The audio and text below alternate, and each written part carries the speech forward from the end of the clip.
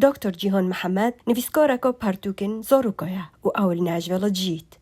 پرتوکایا اکی بناوه ناشویل لیتل کردستان. بله مفردید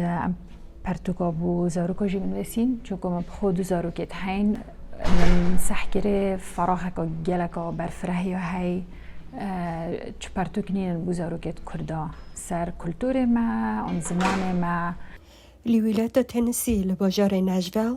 پتر جبیست کرد لیجین. دکتر جیهانت بیجت ما بستوی بو نویساندن آوه پرتوکه نه بس بو زاروکن کردانه بله بو همی زاروکایا.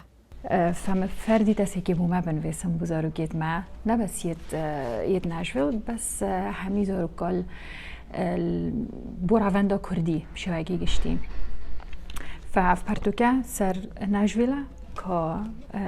کردکینا کنگی هاتینا ویره چیروک برابطر بحث زاروکه کیت کتن على اساس اکی هاتی سردام بو ناشویل بيت از کردستان بچیکل ناشویل نشات دادم فبتوان جهات کرد گلک لهین بونمونه شارع نالنزویل پایک الورجال دكانت كردايت هين مع صلاح الدين سنتري هي سنتره که یه کلتوری آینیه الورجالك چالکیت هنگ کرن. پرتوکا ناشویل کردستان دکتر جیهان بحثا رولا دابیر و بابیرات کتن و دبیجت شخصیت دابیر و بابیرات دا چون کل ویرا پیوندید نوورا زارو که دابیر و بابیرا گله کیا بهزه و گله دابیر و بابیرا ناشویل بیستان بونمونه ایت هین دابیر و بابیر جاوه خودانه چه جوره دارا بونمونه دارا هجیره و یا هناره وکی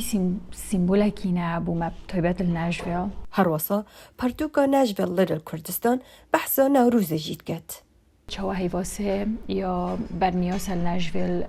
هیوا کلتور کردیه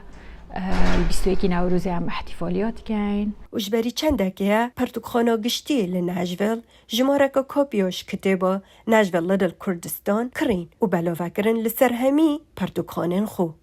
دکتر جیهانت بیجت هیوید که معواره که باش بیتن اف پرتوکه گیت هم دست همی بیچیکا جولتا تنسی لناشویل بریوان یوسفی دنگ امریکا